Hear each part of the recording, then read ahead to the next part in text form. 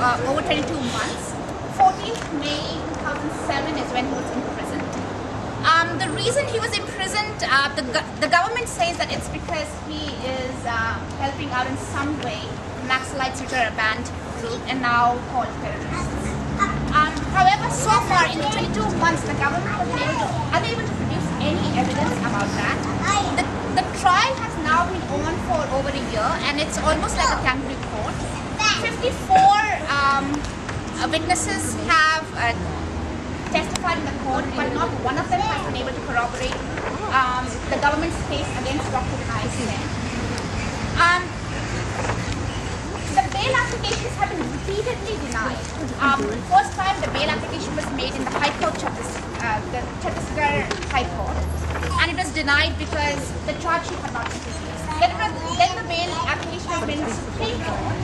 Mysteriously, the Supreme Court denied the bail as well and gave no explanation for it, just one-line order, which is extremely unusual for the Supreme Court in any case, leave alone a high-profile case like this. After the trial had gone on for a year and the government had been unable to produce any evidence, and none of the witnesses had been able to corroborate the story. Last year in December, a bail application was made again. This time as well, the bail application was denied, but the judge said that there had been no change in the case. And 2 days after the bail application was denied, the government put in a supplementary charge sheet with another 47 witnesses. So if you can't prove your case, just keep extending the trial. And that is what we're opposing today. That denial of bail cannot be a punitive measure in itself. There is no reason to deny bail. There are usually only 3 reasons to deny bail. Either you think the person will flee. There is no reason why Dr. Sen, who offered himself up for arrest, he actually walked up and offered himself up for arrest when he heard that the police was looking for him, why he should flee. Second is if you think he would commit some other criminal cases when he is out on bail. Again, we haven't been able to prove any criminal charge against him, so why is the government presuming he's going to do something else? And the third reason to deny bail is if you feel that he would influence witnesses or anything like that. Again, we have a 25-year case history of public service by this person, so it's again inexplicable why the government is denying him bail. But this is something that we're seeing not only in Dr. Vinay Sen's case, but in the case of several other human rights activists that I'd like to point out over here. Over the past few years, the various state governments and the central government have repeatedly gone after human rights activists, after social activists, and harassed them on some of the other criminal charges, kept them in jail basically to silence their voices. We've had the case of Abhay Sahu in Orissa. We've had recently the case of Shamim Modi in Madhya Pradesh. Earlier we had the case of Lachit Bordoloi in Assam.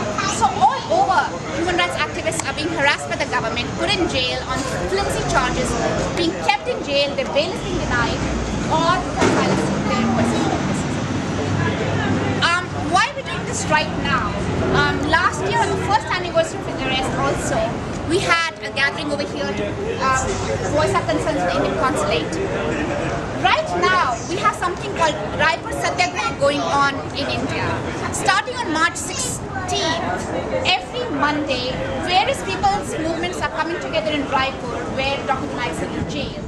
Walking up to the Raipur jail, the central jail in Raipur, and offering themselves up for arrest in a way of, this is mass civil disobedience to ask for his arrest, to ask for his release.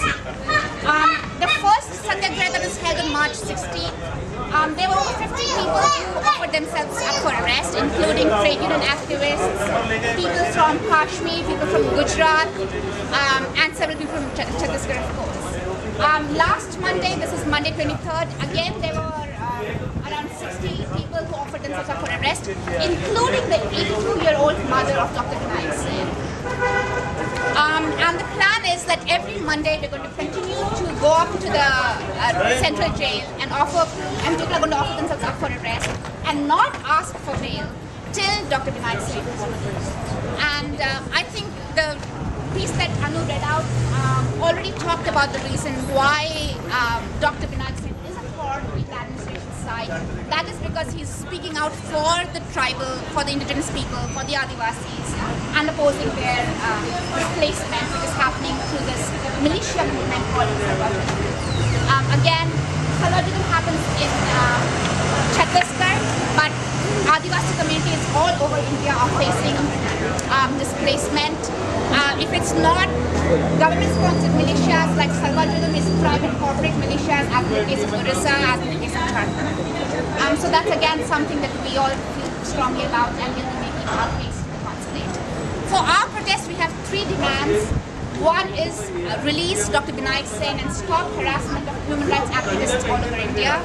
Second is disband these black laws like the Chhattisgarh Special Public Security Act and the Unlawful Activities Prevention Act. These are the 2 acts that are used widely to harass human rights activists. Under these acts, the detainee can be detained without producing a torture for a long period of time. And again, the very intent is criminalized rather than the action. The government doesn't have to prove any action. They're only proving the intent of a person committed an action is itself criminalized. The third demand is, of course, to stop the Salwa Judum, disband the Salwa Judum, and provide full compensation to all its victims and bring the criminals to justice. Thanks.